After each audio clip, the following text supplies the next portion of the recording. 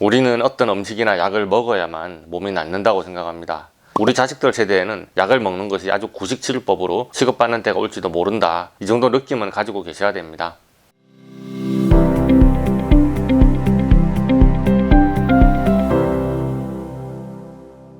안녕하세요, 명쾌한 최원장입니다.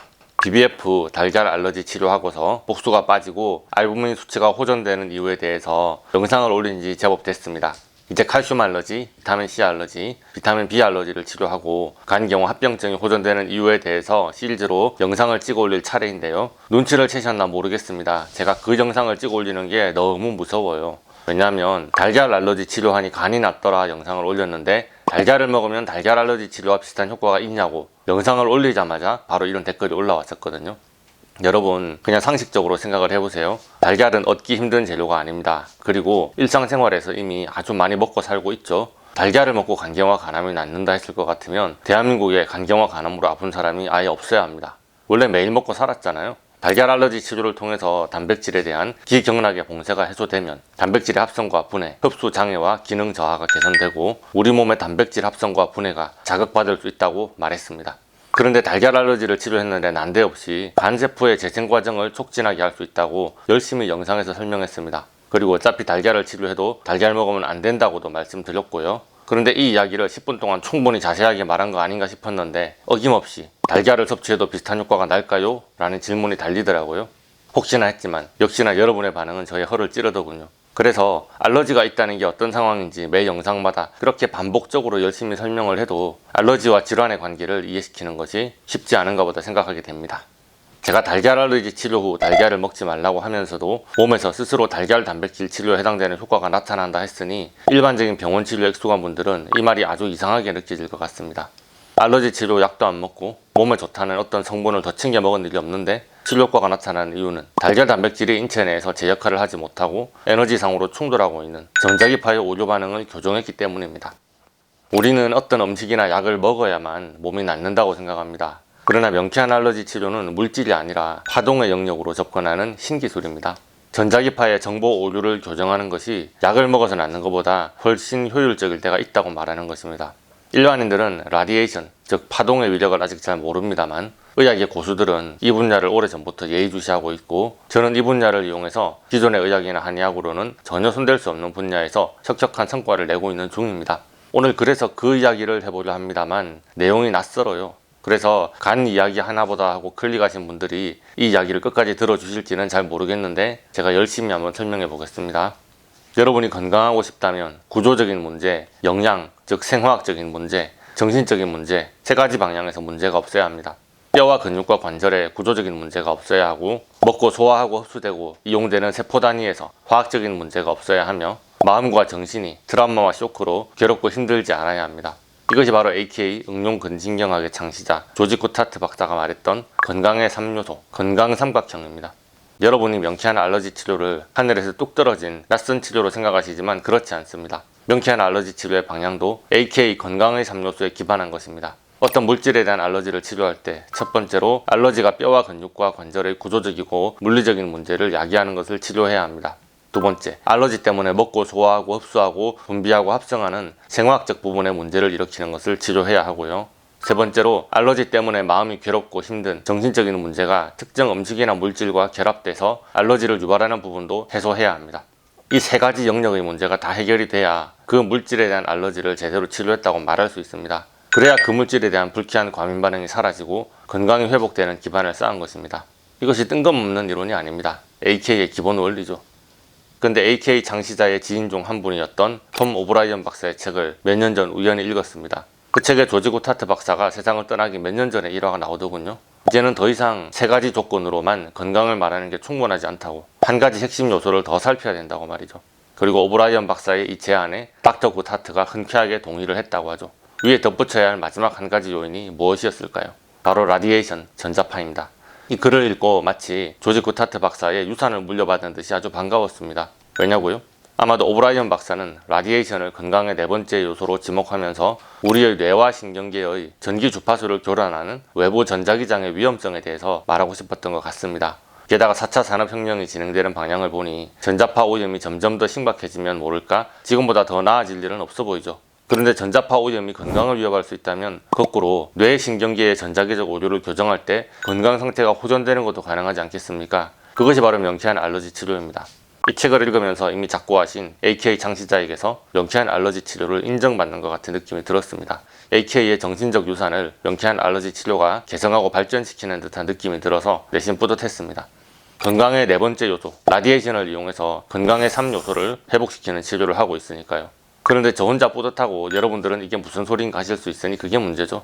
우리 간경화 환자분들, 혈중 단백질의 90%는 간에서 합성되는데요. 우리는 DNA의 정보에 따라서 순서대로 아미노산을 붙이면 단백질이 합성된다고 생각합니다. 맞는 말이긴 합니다. 1차적으로 아미노산의 구설을 순서대로 잘 깨면 나선 모양의 알파 구조든 병풍 모양의 베타 구조든 알아서 잘 접혀서 단백질의 2차 구조가 만들어지고요. 그 단백질이 입체적으로 꼬여서 3차 구조를 형성합니다. 3차 구조를 만든 단백질들이 적절한 위치에서 서로 잘 들러붙어서 4차 구조가 만들어집니다. 이렇게 만들어져야 비로소 단백질이든 효소든 호르몬이든 자기 역할을 할 수 있게 되는데요. 그래서 단백질의 1차 구조, 아미노산의 배열이 결정되면 그 단백질의 모양은 결정된다고 봐도 무방합니다. 다음 단계가 자동으로 진행되어 나가기 때문이죠.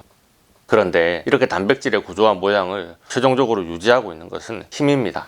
아미노산의 각 위치가 플러스 마이너스의 전기적인 성향을 띠기 때문에 서로 잡아당기거나 밀어내는 것이고, 이 전기적인 힘 때문에 단백질 모양이 유지되고 반응을 일으키는 겁니다. 지금 단백질 합성 과정 하나를 예로 들었지만 인간은 이 힘이 없으면 생명을 유지할 수 없습니다. 심장이 벌컥벌컥 뛰는 것, 세포막이 열렸다가 닫히고 물질이 들어가고 나오는 것, 뇌의 명령이 세포 단위까지 전달되는 이런 종류의 생명체 활동이 다 플러스 마이너스 전하를 띤 입자들이 움직이는 전기적인 신호입니다. 이렇게 생체 전류가 흐르는 곳에는 생체 자기장이 생기고요. 그래서 심장을 비롯한 각 기관과 신경, 근육과 뇌가 하는 일에 따라서 그 장부 고유의 전기적인 파동이 생기게 됩니다. 그래서 우리가 심전도, 뇌파, 근전도를 측정할 수가 있는 것이죠. 사실 인간세포뿐 아니라 모든 물질들이 서로 붙어 있는 것이 아닙니다. 우리 눈으로 보이는 가시적인 세상에서는 물질이 입자로 보입니다. 그러나 세포 단위로 미시적인 영역으로 들어갈수록 모든 물질은 허공에 떠 있습니다. 밀어내고 잡아당기며 움직이는 힘으로 어떤 영역 내에 존재할 뿐이지 우리 몸 역시 수많은 광자가 실시간으로 우리 몸을 관통하여 빠져나가고 있는 파동 덩어리입니다. 모든 물질은 입자성과 파동성을 동시에 가지고 있다고 학창시절에 배웠지만 우리는 파동의 세상을 만져본 적이 없고 우리 손은 입자를 만지며 살기 때문에 제가 보이지 않는 라디에이션과 정보에 대해서 이렇게 말을 해도 그 말은 귀에 잘 들리지 않을 겁니다. 그냥 입에 약을 털어놓고 꿀꺽 삼킨다거나 배를 열고 간을 떼고 말랑한 간으로 바꿔놓는 방식으로 눈에 보이는 입자의 관점에서 질병을 치료하는 방식이 익숙할 수밖에 없습니다. 그러나 우리 몸은 우리 생각과 달라요. 세포 단위의 미시세계는 입자성보다 파동성이 훨씬 강하게 작동하는 세계입니다. 그래서 우리 몸에 근접하는 어떤 정보와 파동에 대해서 당연히 반응이 나타나겠고, 그것은 세포 내의 생화학적 반응에 당연히 영향을 미치게 되는 겁니다. 가장 쉽게 이해할 수 있는 것이 세포막 표면의 리셉터입니다. 수용체와 그 수용체에 결합되는 신호물질은 서로의 모양이 딱 맞지 않으면 결합이 이루어지지 않습니다. 그러나 더 정확하게 말하자면 모양만 맞다고 맞는 게 아닙니다. 결합하는 자리에 플러스 마이너스 전기적인 특성까지 딱 맞아야 합니다. 만약에 분자의 모양은 똑같더라도 극성이 안 맞으면 그 자리에 제대로 결합되지 않습니다. 혹여나 억지로 들러붙게 된다고 해도 전기적 특성이 다르므로 결합 부위에서 일어나야 하는 어떤 신호를 일으키지 못합니다. 그 리셉터가 작동을 못하게 되면 세포의 기능은 저하되고 오류 반응이 나타나게 됩니다.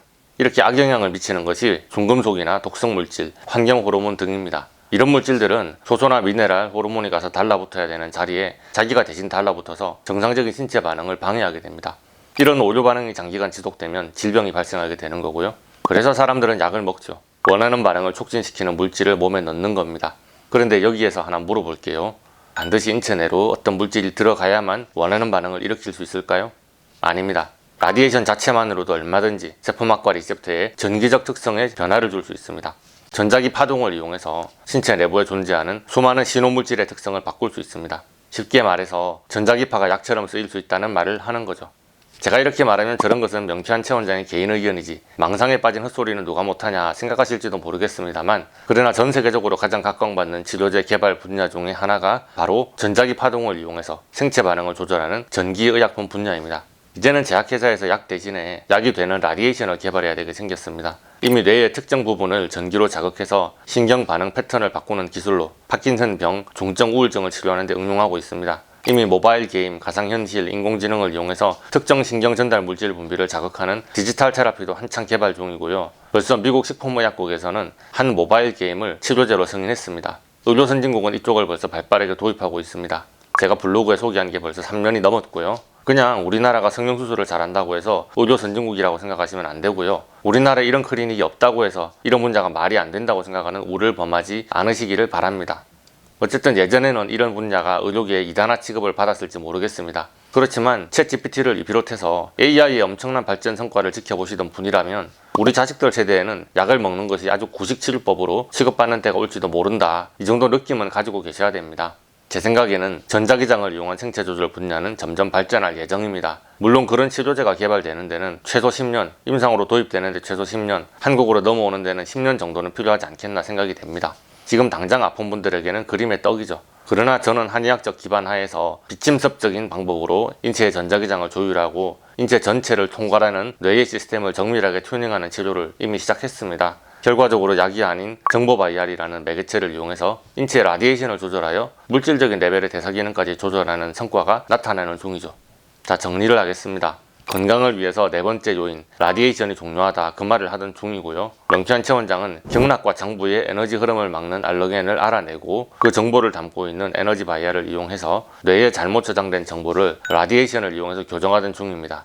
이것을 저는 명쾌한 알러지 치료라고 부르고 있습니다. 제가 여러분의 눈에 어떻게 비칠지 잘 알고 있습니다. 한의사를 하더니만 무슨 귀신 씨나라 까먹는 소리를 하는 거야. 차라리 간에 좋은 한약을 드세요. 그렇게 말하면 그런가 보다 하겠는데 이렇게 말씀하시는 분들이 너무너무 많습니다. 그런데 한번 당해보시면 느낌이 아주 이상할 겁니다. 증세가 심하고 예민하신 분들, 물질의 정보가 들어있는 바이알을 손에 잡기만 해도 관련 증상이 나타나는 분들이 있습니다. 예를 들어 복수가 심한 간경화 환자분, 소금 바이알만 손에 쥐고 있어도 속이 메스꺼리고 다리가 붓는 느낌이 옵니다. 달걀 알러지가 심한 분, 달걀의 정보를 몸에 접촉한 것 뿐인데 쥐고 있는 손에 두드러기가 나면서 간지럽고 어지럽기 시작합니다. 손에 쥐고 있는 그 물질의 라디에이션이 인체에 불쾌감을 유발하는 것입니다. 보이지 않는 라디에이션의 세계를 접촉하신 겁니다. 라디에이션 문제가 극강으로 나타난 질환이 전자파 알러지 환자들이죠. 그냥 전자파의 과민 반응이 심한 것 뿐인데 난치병 진단을 받거나 정신과 환자 취급을 받는 사람들이 많습니다. 오늘의 이 영상에서 원인도 없고 치료법도 없는 정체불명의 질환에 시달리는 환자들의 이야기를 다 말할 수가 없어요. 그냥 전자기 파동의 관점으로 보지 않으면 설명되지 않는 특이한 환자분들이 너무 많습니다. 이런 증상을 약이나 수술 등 물질적인 접근으로 치료하려고 하면 너무 늦습니다. 근본을 잡지 못하는 것이죠. 입자와 파동은 서로 하나입니다. 이것을 이미 중고등학교 과학 시간에 다 배웠는데 이것을 부인하는 사고관을 가진 사람들은 아직도 르네상스 시대에 살고 있는 것이 아닌가 싶지만 의료계야말로 가장 구시대적인 사고방식에서 벗어나지 못하고 있는 것 같습니다. 에너지의학의 전문가여야 할 한의계 역시도 오히려 시대에 역행하는 사고를 가지고 한의학의 장점을 버린 채 과학적인 한의학이라는 신기루를 찾는 의견이 더 대세인 것 같아서 마음이 안타까울 뿐입니다.